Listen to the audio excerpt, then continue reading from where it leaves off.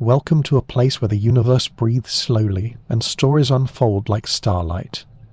Tonight we drift into the gentle beginnings of something vast, not loud or sudden, but slow and glowing. This is the story of how a star is born, not in flames but in silence, in the quiet gathering of dust and gravity's patient pull. Let your thoughts float with the clouds of gas where light hasn't yet awakened, where time itself feels soft. In this hush between nothing and everything, wonder begins. In the beginning there is no flame, no shimmer, no centre to guide the dark space, only clouds of gas, stretching across light years, quiet and cold and patient. The gas is mostly hydrogen, the simplest element formed just after the Big Bang. Atoms adrift through the void, not touching, not glowing, yet surrounding all things without form, without motion, until gravity begins its slow work. A quiet pulling that happens not with force but with time. Some regions become just a little denser, a little more cowded, and that is enough for gravity to grow more powerful. There the gas starts to gather. It does not fall all at once. It swirls gently at first, like sleep folding in on itself over thousands of years. The cloud begins to compress, drawing inward tighter and tighter. What was once a soft mist becomes a turning sphere, a core hidden within the growing storm. This is not a fire, yet it is becoming one. Every moment more mass gathers. With it more pressure, atoms are pushed closer. Heat builds, but there is still no light, still no star, only a promise, spinning slowly in the dark. It is called a protostar. A beginning not yet born. Inside this forming centre, gravity and heat continue their ancient game. The hydrogen atoms are squeezed so tightly they start to fuse. They merge and, in doing so, they release energy. The same energy that will one day shine across solar systems. But at first, it is trapped inside the dense cocoon of gas. The outer layers still hide. The light the star is not visible to the cosmos, but it is burning quietly like a secret inside a shell. Astronomers call this a young stellar object. It is no longer just gas. It is becoming a sun. Outside the core, the cloud is still collapsing, but also pushing back. A balance begins to form between gravity pulling in and heat pushing out. This balance is delicate and essential because it determines whether the star will stabilize or collapse further or break apart if the mass is too small. The fusion will not continue and the protostar will cool into a failed star, a brown dwarf too light to ignite. If the mass is too great, the collapse may continue, violently, forming something more massive, less stable, but when the balance is just right, a true star emerges from its dusk womb. Eventually the light breaks through the surrounding gas, the star's wind clears away the last of the cloud, and it shines freely for the first time. Its surface glows with the heat of fusion, and it radiates not just light but a presence. It marks its place in the galaxy, a newborn among billions. This first light travels across the vast silence of space. Some of it will reach planets that do not yet exist. Some will be absorbed by future dust clouds. Some will one day fall on eyes that wonder where stars come from. A star is not born in an instant. It takes millions of years to gather enough mass to reach the pressures needed for nuclear fusion, and even then the light is slow to escape from its deep interior. It takes hundreds of thousands of years for a photon to reach the surface from the star's core, bouncing endlessly through plasma before it can slip into the openness of space. So the first light you see from a star is ancient, not just because of the distance it travels, but because of how long it took to form it. It is a patient light, a quiet one. Each star's birth is both common and extraordinary. Millions are forming in our galaxy right now, and yet each follows its own delicate course, influenced by its environment, its mass, its rotation, and the presence of nearby stars. Some form in clusters, some alone, some are massive and brief, some are small and long, and Europe will all begin the same way, as silence, disturbed by gravity, as gas pulled toward a future it cannot see. The first there is only motion, then heat, then light, and finally something that calls itself a star. Astronomers observe this process through radio and infrared telescopes. Because the birth of a star is hidden behind dust-visible light cannot pass through these thick clouds, but longer wavelengths can, revealing warm spots where protostars are forming, and jets of gas being ejected along magnetic axes. These signs tell us where stars are being born. even if we cannot yet see the stars themselves.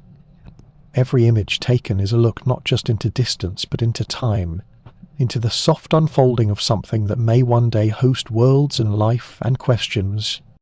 The region where a star is born is called a stellar nursery, filled with dozens or even hundreds of forming stars. It is a place of chaos and beauty, where gas flows in ribbons, where gravity sculpts filaments and cavities, where pressure waves from other stars or supernovae can trigger collapse or disrupt it. These nurseries are shaped by what came before, by the deaths of previous stars whose explosions seeded the clouds with heavier elements. Now in their place, new stars take shape, inheriting their matter, their momentum, and their mystery. Before the light comes a stillness so vast it cannot be felt, and a gathering so slow it cannot be seen, but out of this stillness a process begins that changes everything from cold gas to warm fire, from drifting atoms to luminous order. And once the light escapes, the star is no longer just becoming, it exists. And from its surface, waves of energy spread across the cosmos, announcing its presence without words, without motion, just light. The oldest language in the universe, with it the story of all things begins again. And in that first light is the history of motion, of chemistry of time compressed into radiance, a signal that somewhere in the dark something overcame gravity enough to ignite something resisted collapse long enough to become a beacon, and from that beacon planets may form. Dust will orbit, gather, and coalesce, and among those planets one may watch the sky and ask, when did this begin? And the answer is always the same. Before the light there was motion, and before the motion there was stillness. Somewhere in that stillness, a star began to breathe. Everything begins when gravity speaks, louder than balance. A cold and quiet cloud of gas and dust floats in the darkness of space, stretched across light years, barely moving, until something disturbs it. A passing star, a ripple in galactic motion, or a wave from an ancient supernova presses just enough to shift the equilibrium. Suddenly the cloud begins to fall in on itself, not in chaos, but in slow, majestic collapse. You are not watching destruction, you are witnessing a beginning. As particles draw closer, gravity intensifies, pulling more mass into the growing center. The collapse becomes its own cause, feeding itself like a quiet storm of momentum. Dust spirals inward. Inside, these forming core conditions become extreme particles, rush closer than ever, crashing together faster. With every moment, the density grows to staggering levels, and the heart of the cloud becomes opaque to its own heat. It traps energy within, like breath held too long, warming further and faster. The collapse is no longer uniform.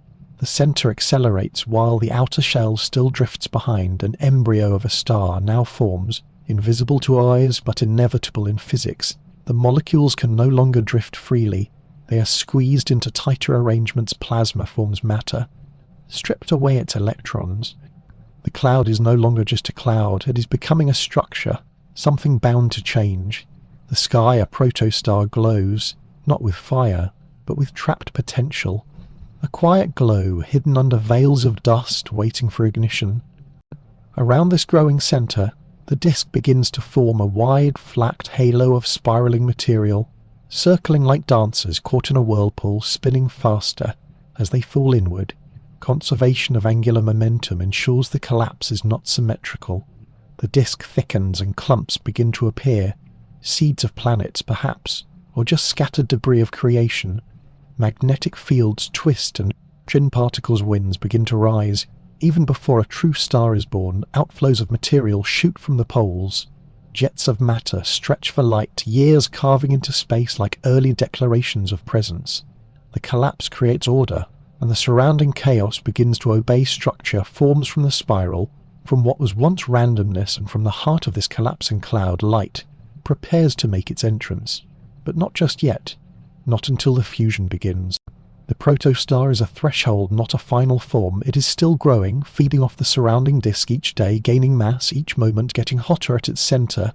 And then, when pressure and temperature reach the critical point, hydrogen atoms fuse into helium, and light bursts forth from the inside. It is no longer collapsing. It is burning, glowing with energy created by joining, not breaking. This is what defines a star. A core that shines from within. The collapse has fulfilled its purpose. even rise to radiance in silence. Gravity gathered dust, and dust became fire. The darkness gave birth to brilliance, and from the quiet fall of atoms came the light that will shape worlds. This is how creation begins, not in explosion, but in slow, steady surrender to the laws that govern the cosmos. A story written in gravity, told through heat, and destined to shine in the heart of a young star. Light is born not with a flash, but with a deep inward pressure. Hydrogen atoms crowd closer than they've ever been pulled inward by gravity, until they fuse, becoming helium. And in that moment, a photon is released, not one like a flashlight beam, but a tiny packet of energy born in heat and trapped in density. This light cannot travel freely. It bounces endlessly inside the star, colliding with atoms, zigzagging through layers so dense that it may take hundreds of thousands of years just to reach the surface of its own home. The journey is slow, not because the photon is weak, but because the matter surrounding it pushes back. It absorbs the light and re-emits it over and over, turning a simple path into a labyrinth made of gas. What you see twinkling in the sky tonight may be light that began its voyage before the first human walked the Earth. Eventually, though, the photon finds freedom at the surface. The pressure thins, the collisions ease, and the light breaks through, streaming out into space. This is the first time that light has truly moved in a straight line since it was born. It escapes the star not in chaos, but in graceful radiation. It travels through vacuum unimpeded and constant across trillions of kilometers. It crosses the solar system, maybe even the galaxy itself, depending on the star that made it. Each photon moves at the same unchanging speed, no matter where it came from or how far it must go. Light does not slow with age, it does not forget its source, it simply moves, carrying with it the memory of fire and fusion, and a time when the universe was younger. Every beam that touches your skin, every glint reflected in your eyes is a message from deep time telling you that the stars are still speaking. When this light reaches Earth, it filters through the atmosphere, through clouds and dust, scattering in blues and reds, casting the sky into its familiar colours.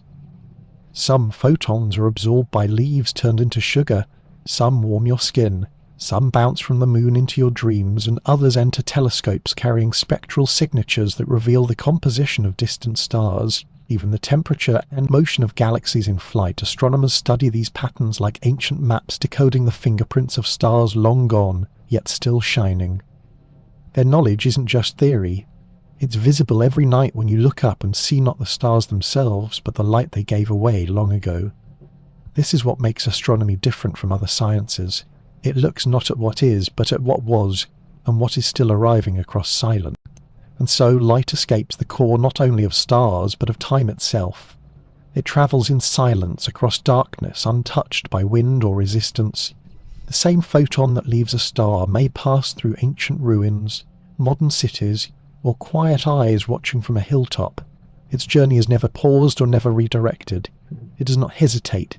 It simply is the only true constant in a universe of change. You lie bathed in this quiet fire, walking through beams of history every second, surrounded by messengers from suns you will never see, and moments that already passed yet still glow.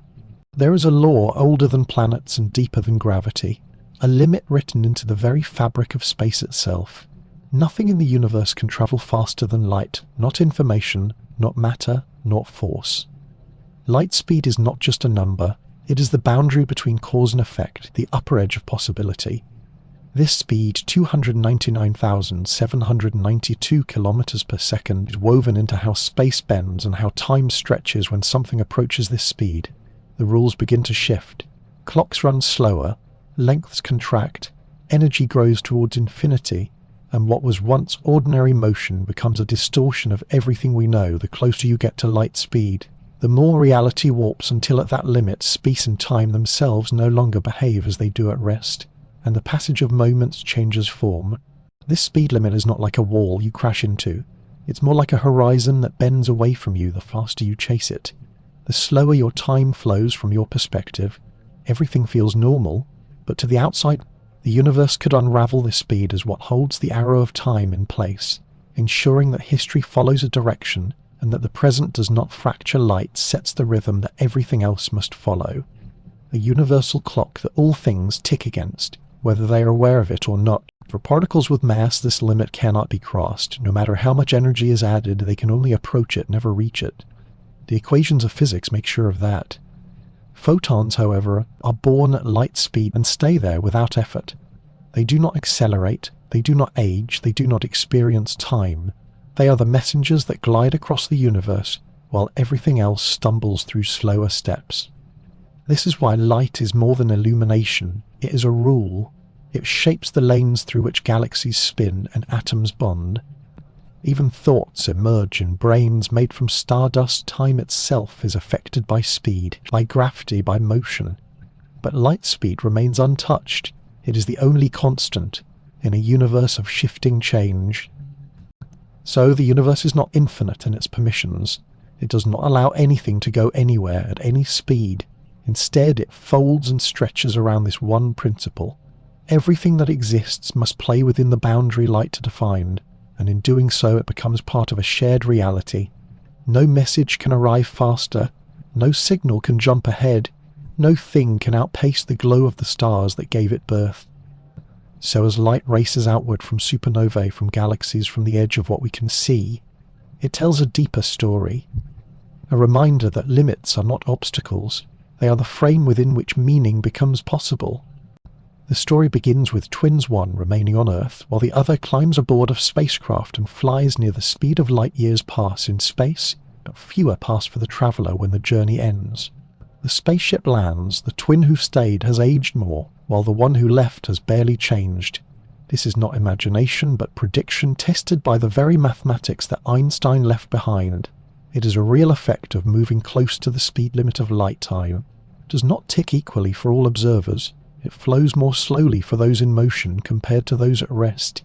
This is the essence of time dilation, and it means that time is not absolute. It bends, stretches, and contracts depending on where you are and how fast you go. To the travelling twin, time feels normal. A wristwatch ticks, a heartbeat pulses seconds. Pulses seconds pass just as always, but to the twin watching from Earth, those seconds move more slowly aboard the ship. The traveller is frozen in youth while the planet spins forward. This paradox is not fiction, it is science confirmed by satellite in orbit. Atomic clocks launched into space show the same effect. A traveller moving fast enough really would return younger than the sibling left behind. This result flows directly from special relativity, which says that motion affects the fabric of space and time. The faster one moves, the more that fabric tilts, slowing the passage of moments for those who ride its curve.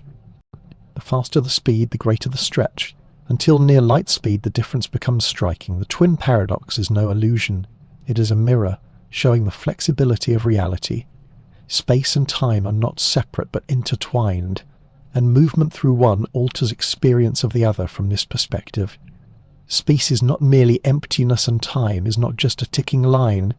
They are part of a deeper structure, one that adapts to energy, motion, and gravity. The twin paradox teaches that memory itself can unfold at different rates, that experience is not uniform across the stars, that age is not a number, it is a consequence of the path one takes through the fabric of reality.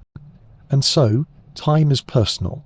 It depends on your journey, how fast you move, how deep into gravity you fall. The twin who travels brings back more than memories. They return carrying proof that the universe is stranger and softer than once believed, where stillness stretches time and motion sculpts it into slower rhythms.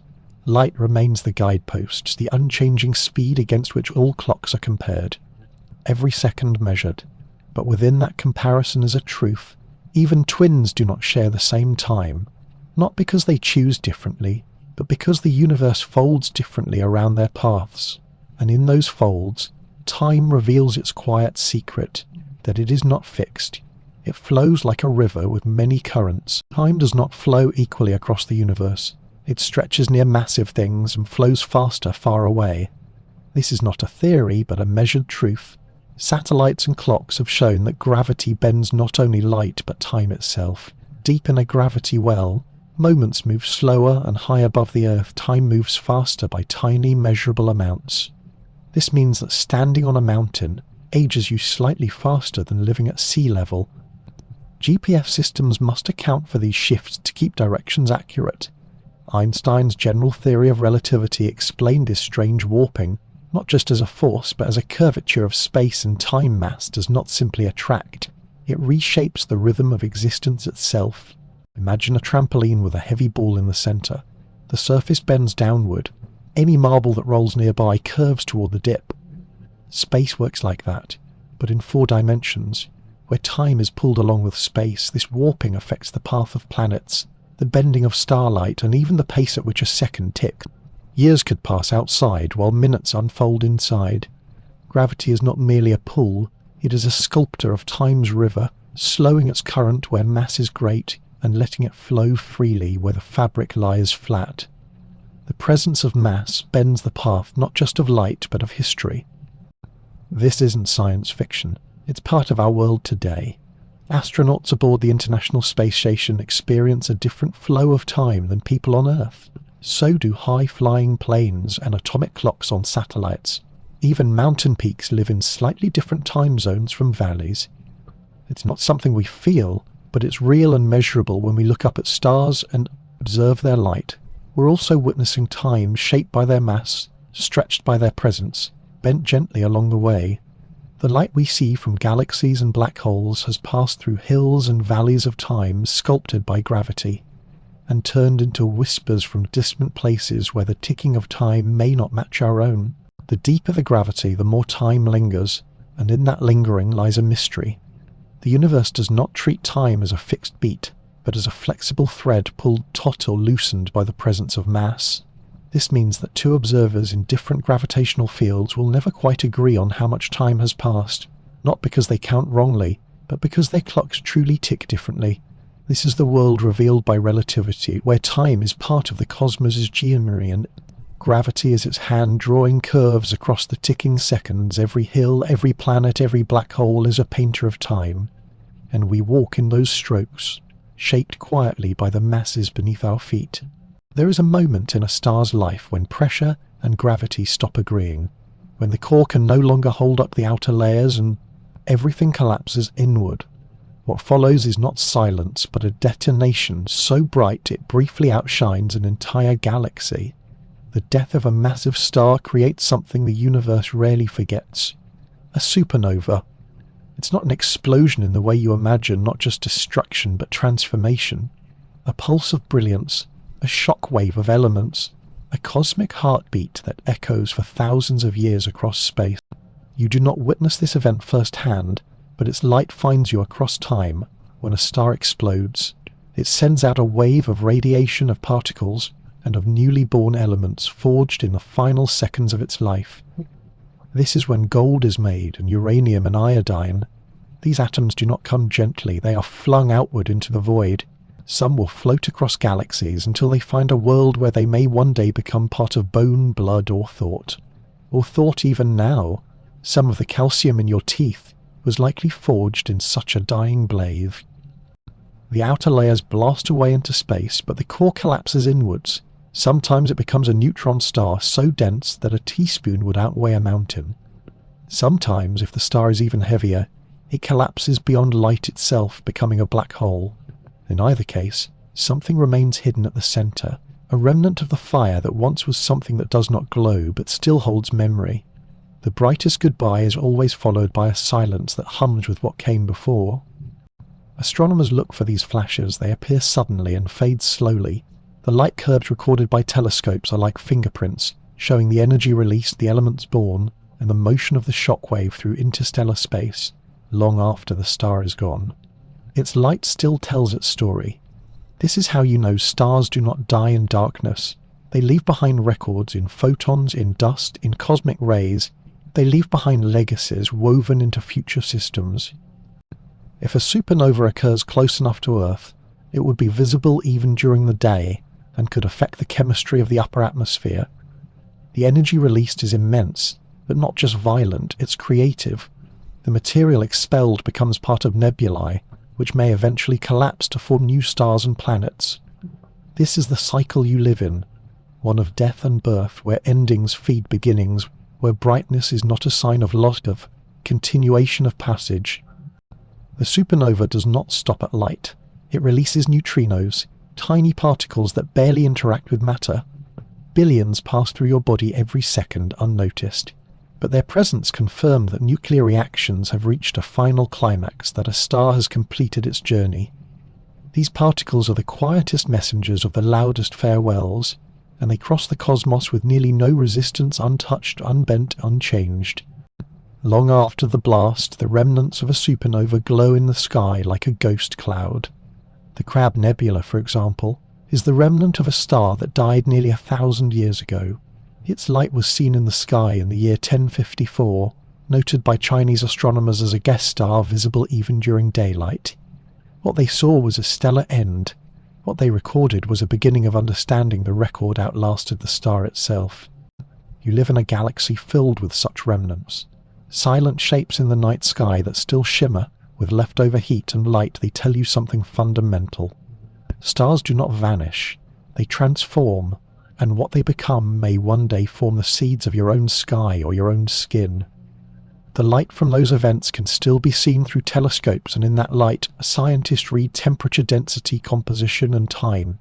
It's as if the universe writes letters in fire and sends them across the stars. When you look at the night sky, you might not know which points of light are new and which are echoes. Some stars you see may no longer exist, the light just hasn't finished arriving yet. And in that distance and that delay is a form of time travel. You are seeing past events written in photons unfolding just now for your eyes. This is the lingering goodbye of a starlighter's legacy, the final act still unfolding even in its absence. Supernovae are not common, but they are essential. Without them, the periodic table would be incomplete.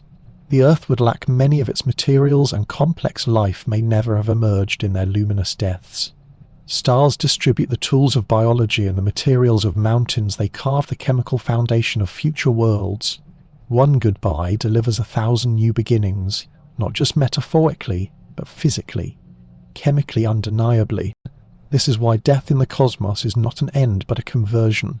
When the light fades and the echoes dim, something else begins.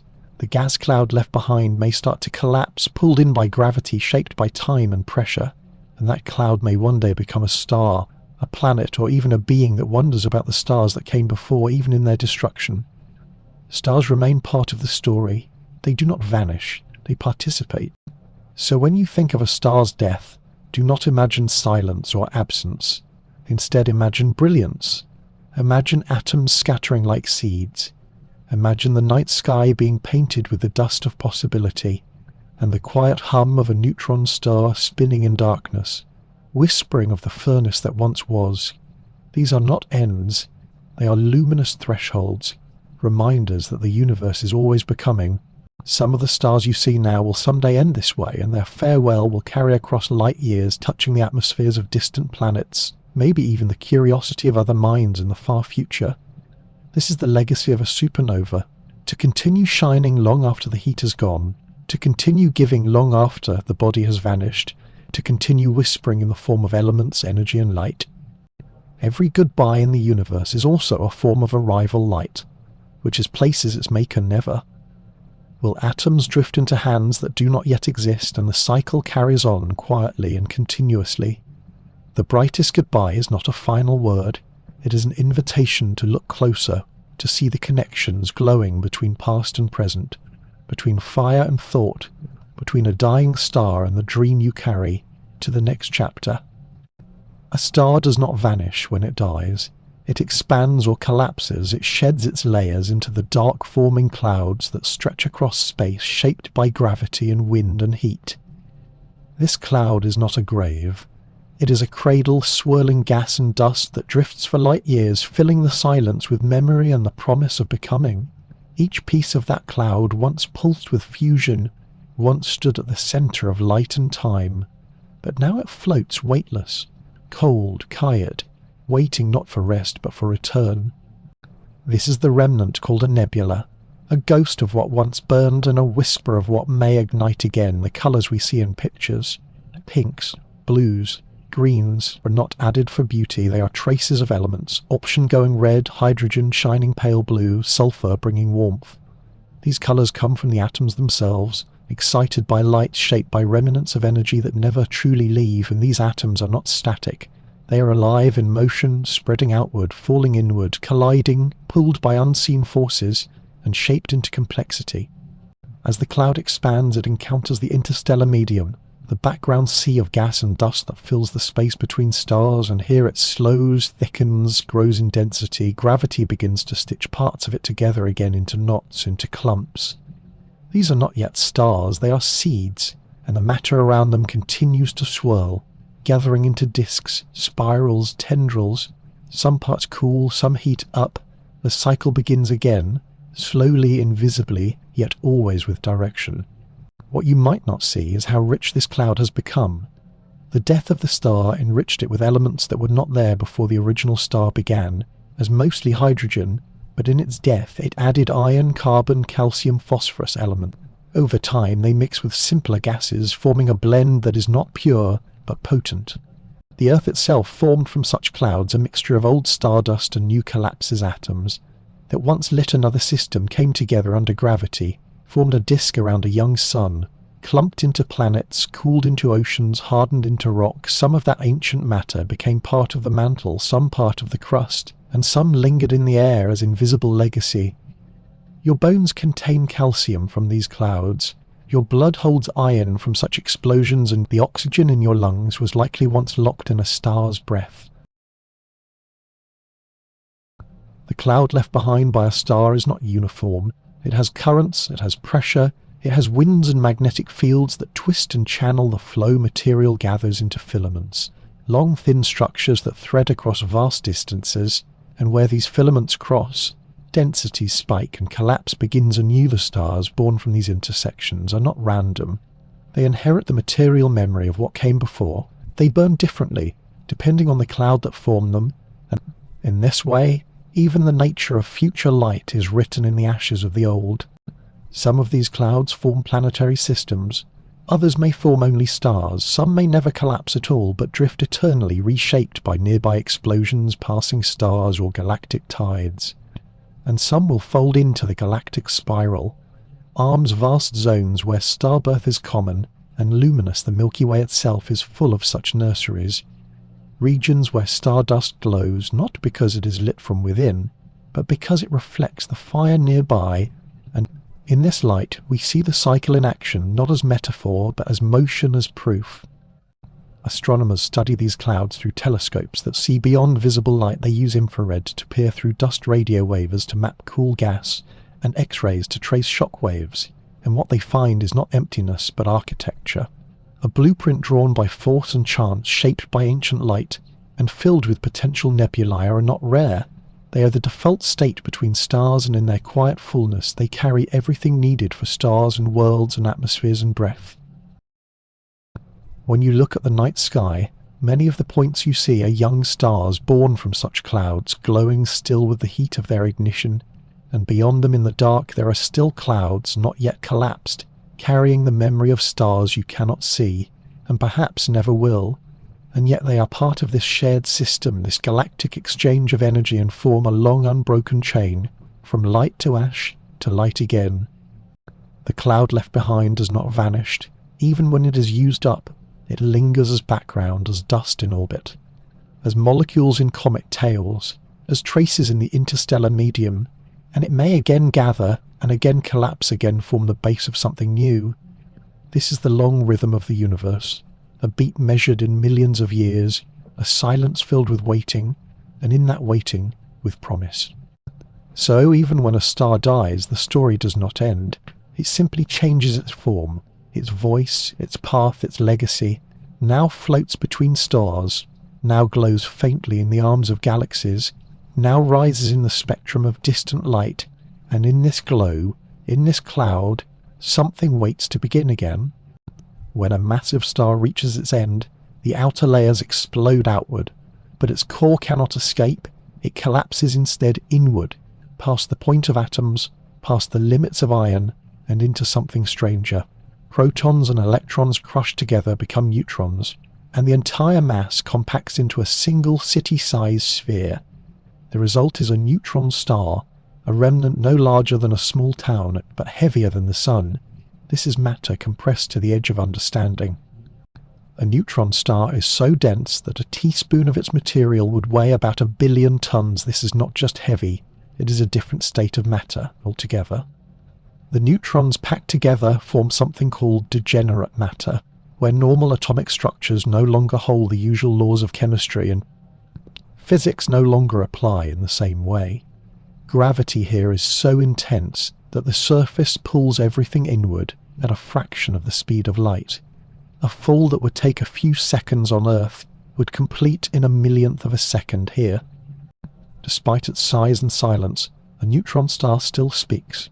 It spins rapidly. Some rotate dozens to hundreds of times per second, and as they spin they send out beams of electromagnetic radiation. If these beams sweep past Earth like a lighthouse, we call them pulsars, and their signals are among the most precise clocks in the universe.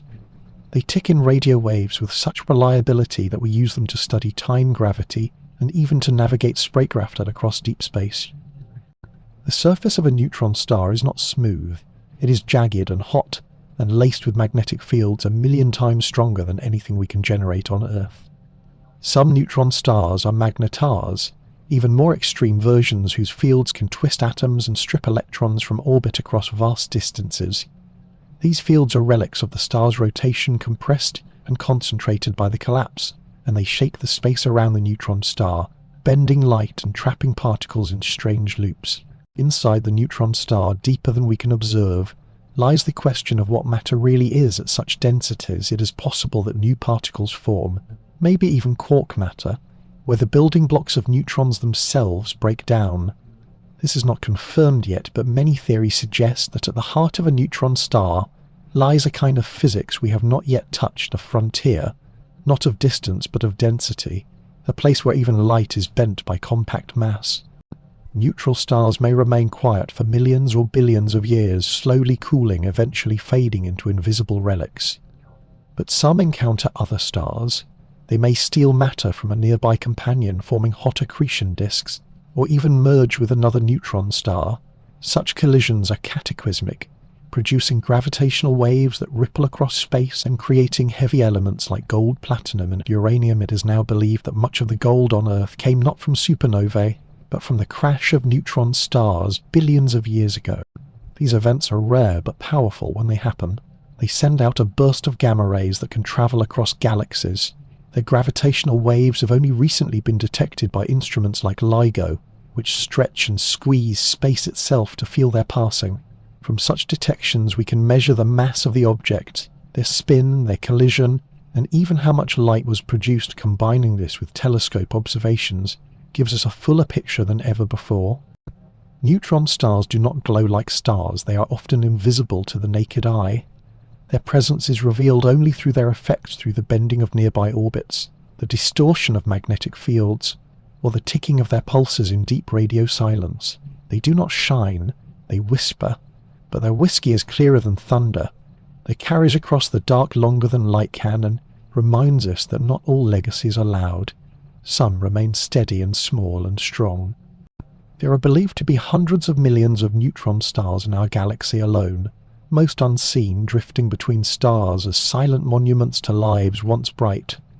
Their density, their silence, their gravity, all speak to the extremes of the cosmos, to the edge of what matter can become, and in this transformation from flame to whisper, we see another shape of the universe, not as destruction, but as compression, not as loss, but as distillation. From a star that once lit worlds comes a core so dense it resists description, a clock so precise it anchors time, a beacon that flickers long after the light has gone, and in that flicker, in that rhythm, something remains, not dead, not forgotten, but changed. Some stars reach a point from which they cannot return, where the fire in their core no longer pushes outward with enough strength to resist gravity's inward pull, and in that final moment, the collapse begins, not slowly, not softly, but with incredible force. The star's own weight wins against all resistance, and matter rushes inward, crushing atoms, crushing space itself, until a boundary forms where light itself can no longer escape. This is not a surface, not a wall, but a horizon, a place beyond which no signal can ever return, and so it is called the event horizon, the point of no return for anything that crosses it. This is the quiet birth of a black hole. Unlike other remnants of stars, a black hole does not shine, it casts no glow, it reflects nothing. It simply curves the space around it until light bends and orbits and is swallowed. Some black holes spin rapidly, dragging space and time around them in a swirl so fierce it pulls matter into a thin disk as it falls inward. The matter heats up, glows briefly, then vanishes beyond the horizon. The work of the universe never sees it again except in echoes, in radiation, in the trembling light around the edge, but not within. The formation of a black hole begins when a massive star reaches the end of its fusion cycle, unable to produce energy to support its outer layers. The core contracts into an incredibly dense point called a singularity. When known physics no longer apply, mass collapses to a size smaller than imagination, not because it becomes nothing, but because it becomes everything in one place. All the curvature of space converging into a point with no size, but infinite pull. The rest of the star is pulled in, and only that invisible boundary the event horizon marks, where the black hole begins. Astronomers cannot see a black hole directly, but they can observe what surrounds it: stars circling empty points, light being bent and stretched as if something unseen is warping its path. X-rays emitted by matter just before it disappears. These clues reveal the presence of the invisible as the fabric of space itself dips under the weight of concentrated mass. Black holes can vary in size, some only a few times more massive than our Sun, others millions or billions of times more massive, anchoring the centres of galaxies, including our own. In 2019, scientists captured the first image of a black hole shadow using a global network of telescopes called the Event Horizon Telescope. They did not see the singularity, but rather the glowing ring of matter circling it. The last light before falling in what they saw was a void surrounded by flame, the outline of something that cannot be touched, a portrait of emptiness framed by light. This was not a photograph of an object, but of an effect, a presence defined by absence, yet full of meaning. Black holes distort time as well as space near their event horizons. Time slows compared to regions farther away. A clock placed near a black hole would tick more slowly than one at a distance, and if one could hover near the edge looking out, they would see the universe raced ahead, stars spinning, galaxies evolving in fast motion, while their own moment stretches on destinations for matter, but for time itself, a place where past and future blend and the present stand still. Even though nothing can escape a black hole once it crosses the horizon, there is still something called Hawking radiation, a prediction made by physicist Stephen Hawking, which suggests that black holes slowly leak energy and over unfathomable spans of time may eventually evaporate. This process is not yet directly observed, but it offers a strange poetic ending to these cosmic beasts, that even the darkest object may not last forever, that even the most final of fates might still fade away. The edge of a black hole is not sharp, it does not suck everything indiscriminately, only objects that pass close enough to the horizon are tracked. Others may swing by and slingshot away, gaining speed from the encounter. Black holes are a part of the gravitational tapestry of the universe, not monsters that roam, but silent sculptors that shape orbits, drive evolution of galaxies, and pull matter into forms we cannot yet fully understand. The influence without speech, command without motion, remains still yet never passive. There is still much we do not know inside a black hole. What happens beyond the event horizon remains hidden. Whether the laws of physics break or transform, whether space continues, whether time folds, or whether some doorway opens, is still mystery, and perhaps will remain so for centuries to come. But the questions they posed expand the reach of human thought. The universe has edges we can never cross. Some theories suggest that black holes might be connected to other parts of the universe through tunnels in space-time called wormholes, or that they may store information in subtle ways, preventing the complete loss of data. Even when matter disappears into the singularity, this remains a topic of deep debate in physics. But it reminds us that even the most dark and remote objects may still play roles we cannot yet task, that knowledge may sleep behind the veil waiting to be awakened. On a clear night, when telescopes turn toward the galactic centre, astronomers watch stars dancing in tight orbits around a hidden mass in the heart of the Milky Way. a supermassive black hole called Sagittarius A, which weighs millions of times more than the Sun, yet fits in a space smaller than the orbit of Mercury. The movement of stars around it betrays its presence, and yet it remains unseen, a void that holds our galaxy together, not through light but through gravity. Black holes are not tears in the universe, they are features of its structure, outcomes of mass and motion shaped by the same laws that guide everything else. They are not broken things, but natural consequences of extreme conditions, and by understanding them, we glimpse not just the nature of collapsed stars, but the limits of knowledge, the horizon of thought itself. Where certainty vanishes and curiosity takes over, they remind us that darkness is not the opposite of discovery, but a path toward it. And so the journey through a star's life does not end with silence. It ends with the transformation of the very fabric around it. What was once a shining sphere becomes a well in space where even light cannot climb out. A black hole is not empty, but full. Full of consequence, full of gravity, full of questions. It is a reminder that even endings can continue, that the death of a star can bend the universe and leave a presence so deep it cannot be erased. And somewhere out there, light still circles the edge of that silence, whispering the story of what came before and what cannot yet be known. The story of stars is not far away. It is not out there, it is here, in the breath that warms the air around a sleeping face, in the heartbeat that slows as the night deepens, in the silence between thoughts, and in the body resting on a bed made from ancient dust for long before cities and seas, before names and dreams. The matter that now lies still was once light travelling across galaxies. It was once part of something bright, pulsing, spinning, creating, in time falling to earth, gathering into bones and blood and mind and memory. The stars did not just give light, they gave life, and that gift never left. Sleep is not departure, it is return. A return to rhythm, a return to the pulse of time before clocks, a return to stillness that echoes the quiet of deep space.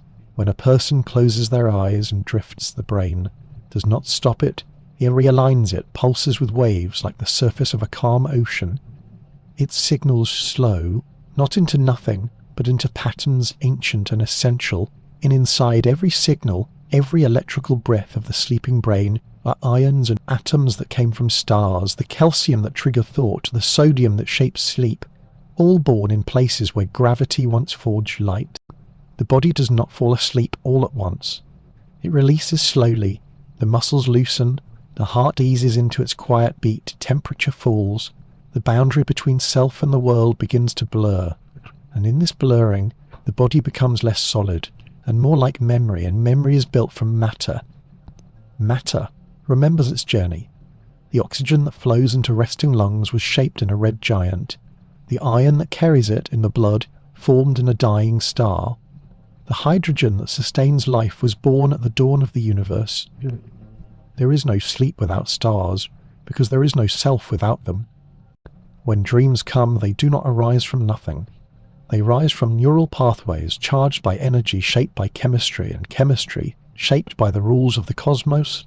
When a sleeping brain conjures a vision, it uses tools older than the solar system molecules that react in patterns etched by billions of years of evolution shaped by sunlight, gravity, and time, and the sparks that form images inside a dream are echoes of starlight repurposed, refracted inward, turn into stola and send sense in it.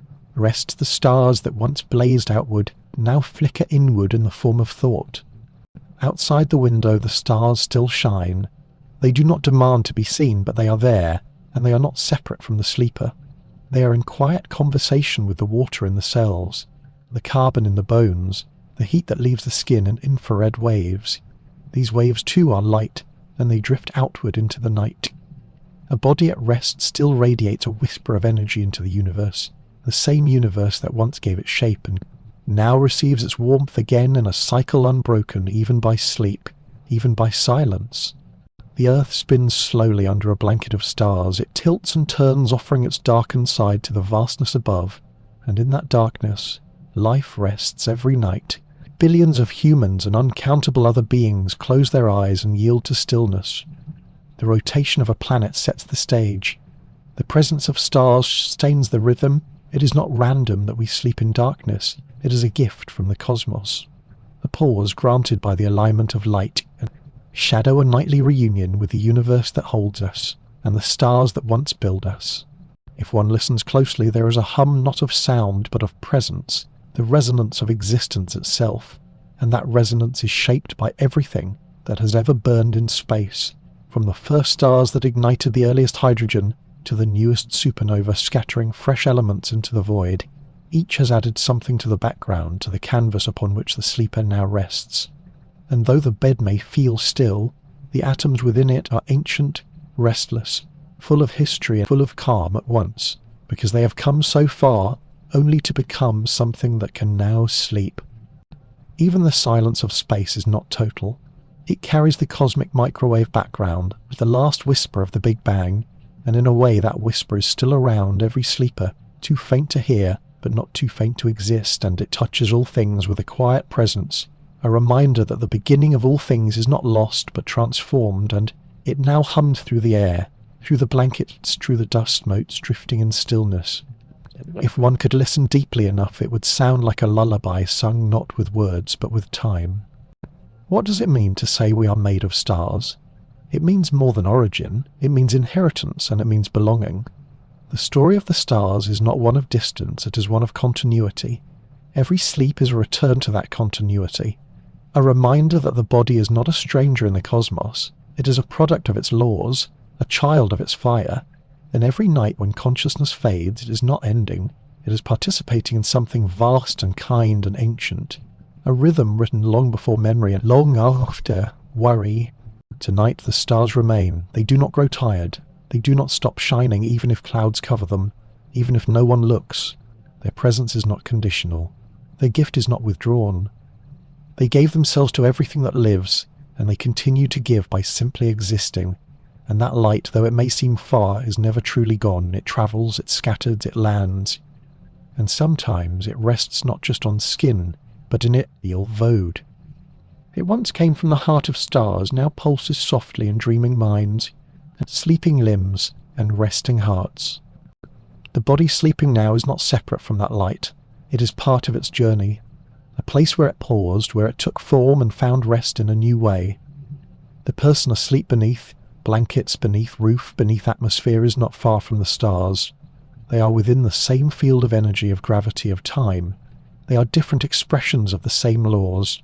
And as the night deepens and breath grows slow, and thought loosens the distance between self and star, fades completely, and sleep becomes not just a break, but a reunion, a rejoining with origins too vast to hold in waking thought, a moment when the mind softens, and the body lets go, not to nothing, but to everything, to gravity, to warmth, to the atoms that once burned and now rest, and the stars do not need to speak because they have already become part of the listener, part of the sleeper, part of the silence, and that is their final gift, not light to see, but light to become.